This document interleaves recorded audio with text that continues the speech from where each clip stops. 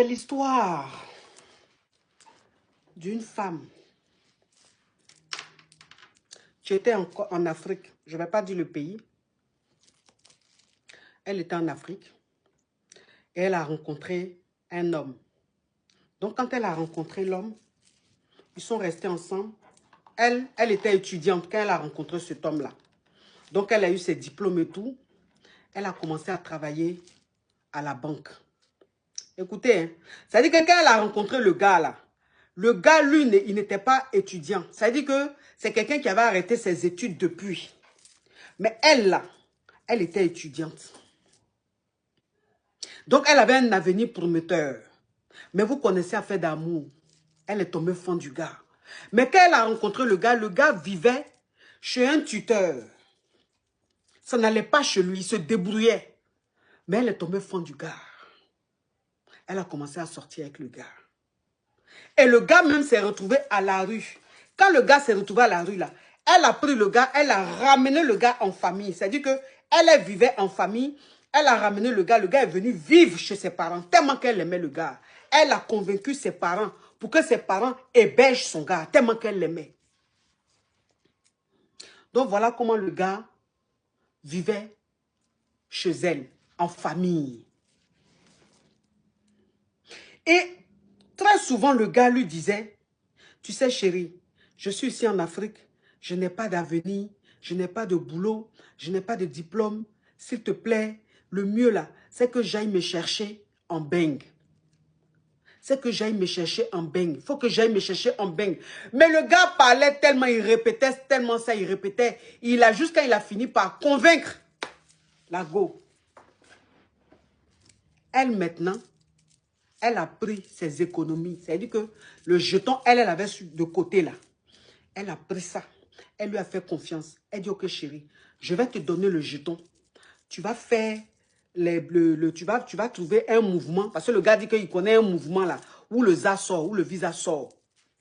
Donc elle a pris son jeton et puis elle a donné au gars. Pour que le gars fasse le mouvement pour venir en beng.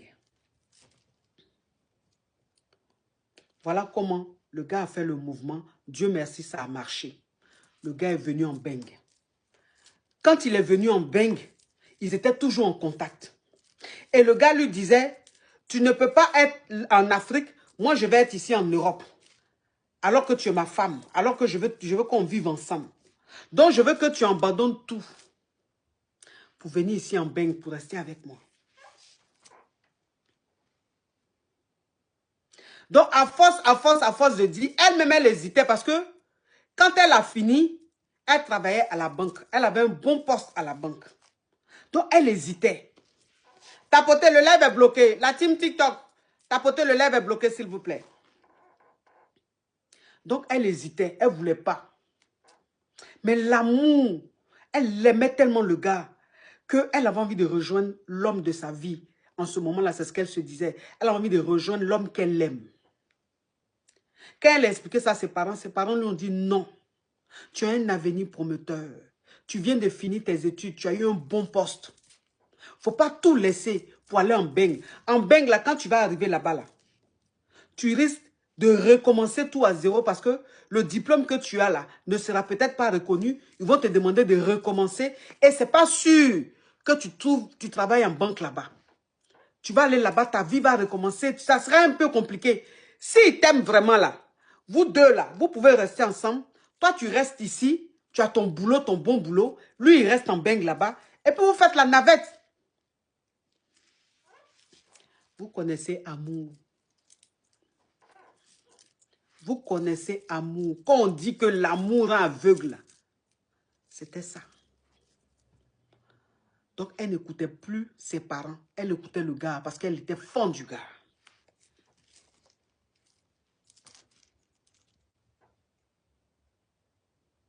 Donc, le gars l'a convaincu. Et quand le gars l'a convaincu, le gars ici, je ne sais pas ce qu'il a fait, il a eu ses clatas. Et il est parti en vacances. Il est allé en vacances au pays. Quand il allait en vacances au pays, ils se sont vus et tout. Mais le gars, quand il est parti, chose bizarre, c'est que cette fois-ci, là, quand il est parti, il n'est pas resté chez elle. Il est resté en résidence.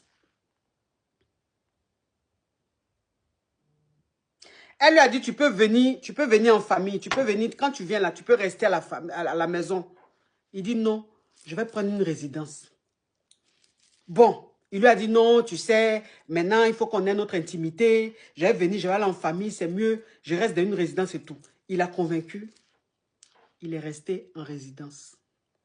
Donc, elle partait le voir, elle faisait à manger, elle partait lui donner. De temps en temps, il venait à la maison saluer la famille et tout ça.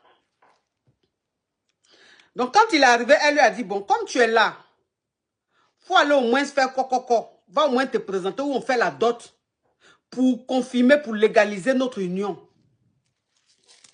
Il lui a dit, oui, t'inquiète pas, cette fois-ci, je ne suis pas venu pour ça. Mais quand je vais partir, je vais revenir pour qu'on fasse tout ça.